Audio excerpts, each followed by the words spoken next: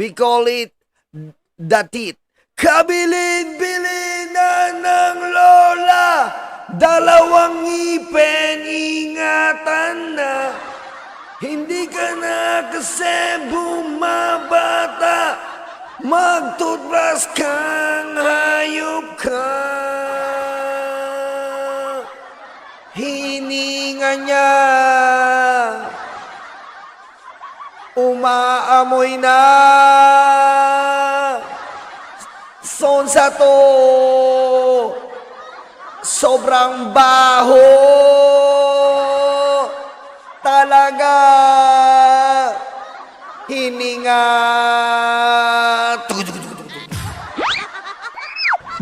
Patayin mo si BBM? No joke.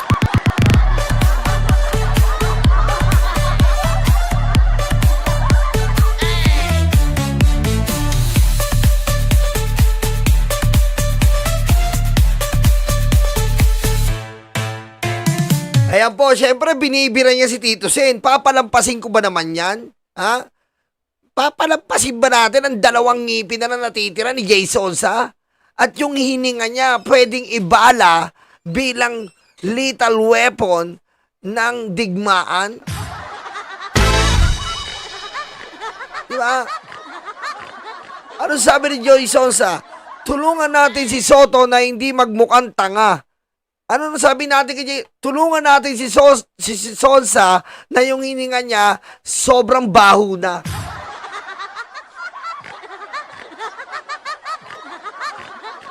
Diba? Kulay pa lang ni Jay Sonsa, putek, kulob.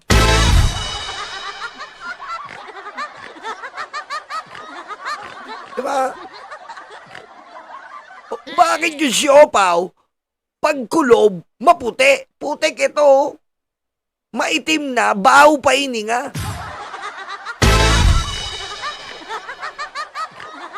Oh. Sa paggiit na panahon ni Duterte, naging grabe ang flood control insertion at skandal. Tanga ka, doon naman talaga Hindi mo na mababago ang ebidensya. Mahirap baguhin ang ebidensya, Jay Sonsa. Kung yung ngipin mo pabago-bago, dati 8, ngayon 2 na lang. Iba to sa ngipin mo, ayop ka. Diba? Natatandaan mo pa ba nang dinedicate ni Mel Chanco yung kanta niya para sa'yo? Naalala mo yon? Ha? Magpakailanman, sobra ng baho. Grabeng sumisingaw sa kanyang nguso. Magpakailanman, magpakailanman. Detonate!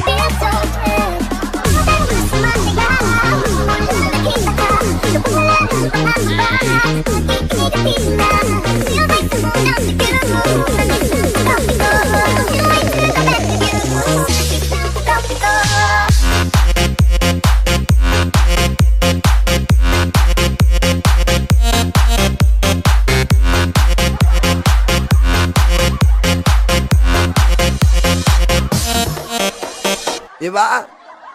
Kaya nilayuan ka ni Mel Chanco, ayop ka. Dahil yung hininga mo, putik, bangungot.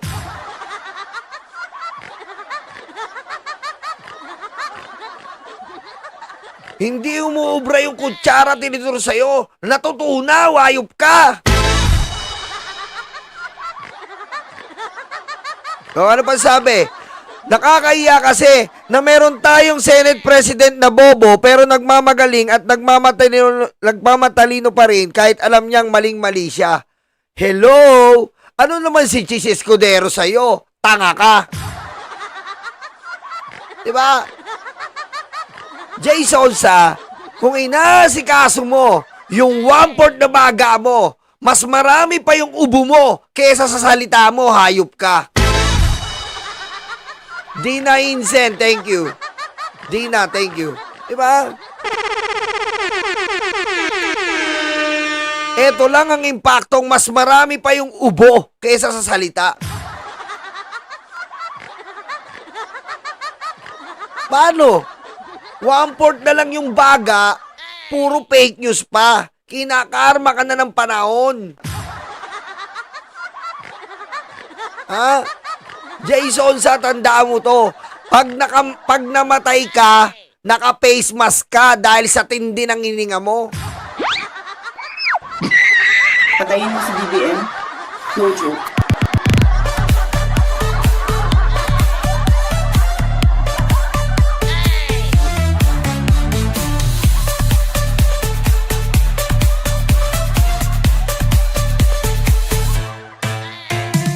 Sasabihan mong bobo si Tito Sen. 'Di ba? Paano bobo si Tito Sen? Para malinis nyo lang si Duterte na ubod ng korupsyon noong panahon niya, babanatan nyo si Tito Sen, si Lacson, si Risa, susunod niyan si Erwin Tulfo. Diba? Huwag mo kaming sisihin, Jason, kung ba't ganyan ang buhay mo. Ha? Huwag mo kaming sisihin kung bakit ganyan ang hininga mo. Karma sa iyo yan ng Diyos. Ha? Saan ka makakita, Jason, 1 million per month ka sa SMNI. Dinidilaan mo ang malagkit na betlog ni Kibuloy. Hindi ka man lang nagpapustiso. Japot po, thank you. Diba? Magkano lang ang Colgate? Magkano lang ang Pepsodent? Magkano lang ang close-up? 8 pesos sa sachet ni hindi mo kayang binili. Ha? Hindi mo kaya. Kaya pag nasa SMNI ka, putek parang pagkatapos mo daw, parang may COVID, ang dami ini-spray.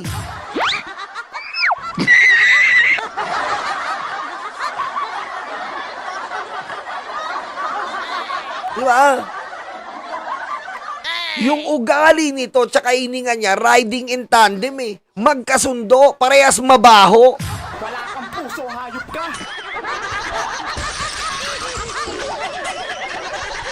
Diba? Pero pag pinatawag mo, tahimik. Wala naman sinasabi. Uubuhan ka lang, magpapaawa. Diba? Tignan mo yung... Hindi ako nagbibiro. Tignan nyo po yung mga broadcast niyan. Di ba? Alam mo to si Bobo Marcos.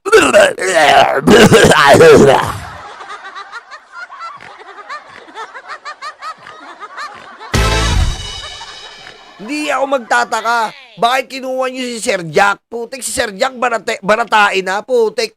Paano nagbablog yun? Ay, Grabe ang nahuno. Grabe ang uno niya. Hindi ba naman kayo bobo? Ha? Ngongo magre-react?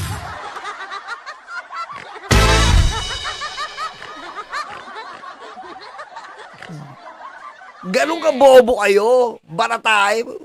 Kami sa'yo mamon, no? Ngami na mui. YouTube naguluhan eh. Hindi niya alam kung anong subtitle eh. Puro vowels. Patayin mo si BBM? No joke.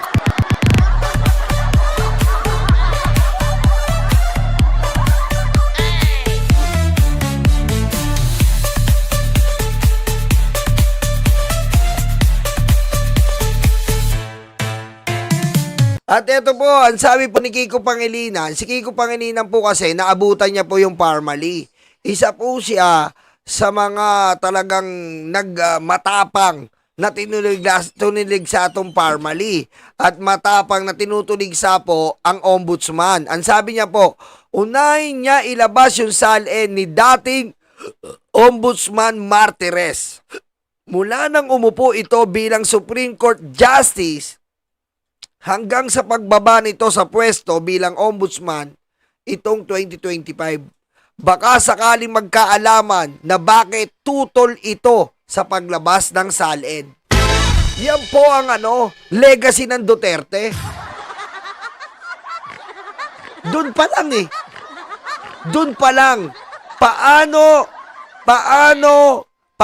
mo magagawang hindi maglabas ng salin? Unang-una, administrasyon ni Duterte 'yon. Hindi mo pwedeng sabihin i-weaponize. Kasi administrasyon niyo 'yun eh. Kayo ang nakaupo doon. So anong kakaba nyo? Hawak nyo yung administrasyon. Pero hawak nyo na yung administrasyon, pinagbawal nyo pa rin ang salin. Diba? Kaya kailangan po imbestigahan po itong imbalido na si Martires. Ha? Imbestigahan po ito. Kasi po, hindi po tama yon na ilang taon po nakatago ang mga salin. Ilang taon po tayong nakapikit at walang makita dito po sa mga politiko o government official na to. Yan po, bakit ganon? Bakit kailangan ka matakot kung wala kang tinatago? Yun lang naman po, simpleng salita eh. Why you are afraid if you are clean? Okay? You don't have to be afraid. Okay? You must show them all. Because I believe the children are future. I believe the children are future. Show them all and let them lead the way.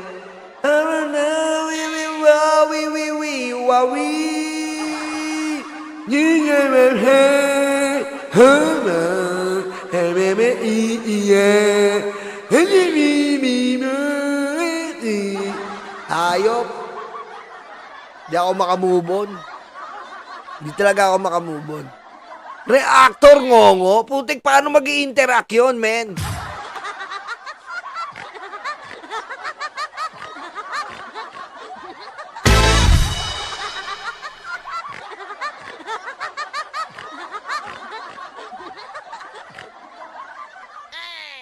Paano yun, ma? Paano i-matness? Namawan. Ha?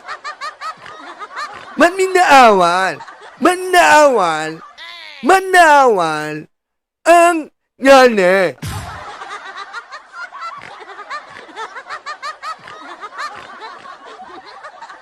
Sa inyo eh. Nama imeno, mina na eh. Hindi ko maintindihan, men. Hindi ko alam bakit paano mangyayari yung baratae. Ang ganda ng utak nyo, ayop kayo. Endu, thank you, Endu. Diba? Ang ganda ng utak nyo. O, ito, parang utak na ito. Hirit na TRO ng Duterte Youth, tinabla ng SC. Bye, bye, bye!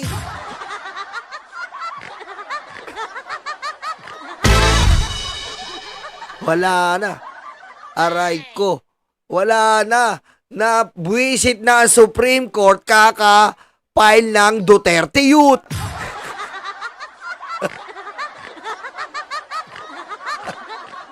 Ano sabi ng Supreme Court?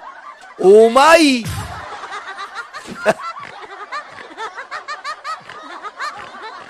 So, ang Duterte Youth po, wala na pong Duterte Youth. Ituring nyo na lang itong alaala at napunta na sa lugaan. Diba?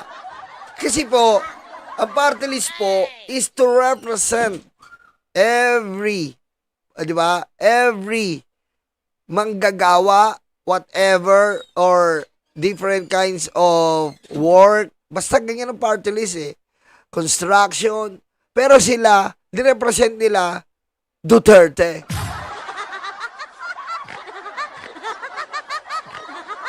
Ang motto nila, palayain si Digong sa ICC. Yun ang party list.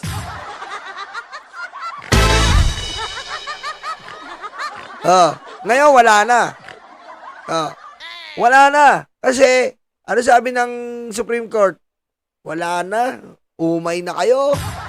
Lagi kayo nandito. Umay.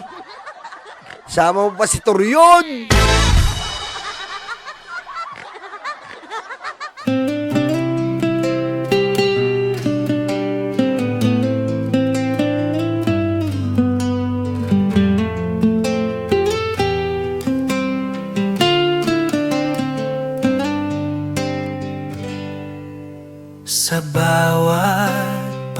akong iniwan sa hangin. Pag-asa'y ninakaw tulad ng bituin. Sa mesa ng dukha, gutom ang kapalit. Politikong hudas, mga mata'y nakapikit.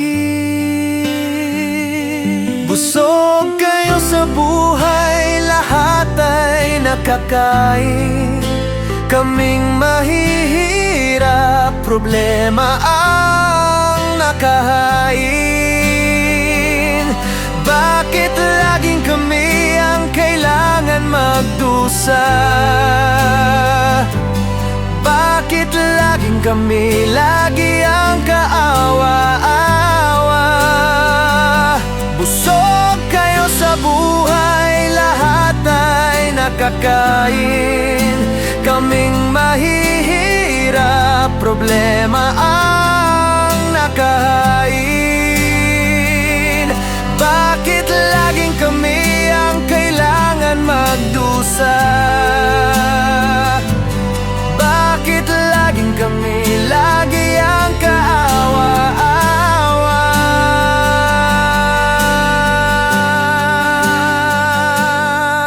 Kalsada'y butas, ospital ay kulang, eskwela'y sira, bata naging mangmang. Dugot pawis binuhos upang kami kumita, habang sila'y nalulunod sa ginto't pera.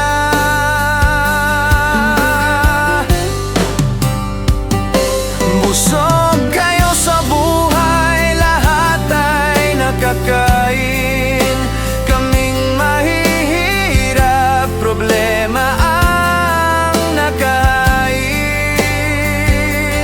Bakit laging kami ang kailangan magdusa? Bakit laging kami, lagi ang kaawa-awa? Hindi kami pipikit, hindi kami tatahimik. Boses ng bayan ay apoy na di mapapatid.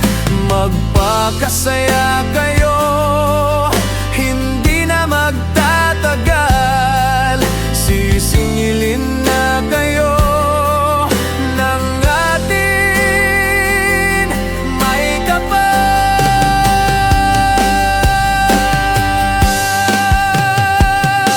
Busog kayo sa buhay, lahat ay nakakain. Kaming mahihirap, problema ang nakahain. Bakit laging kami ang kailangan magdusa? Bakit laging kami, lagi ang kaawa-awa? Mahiya naman kayo,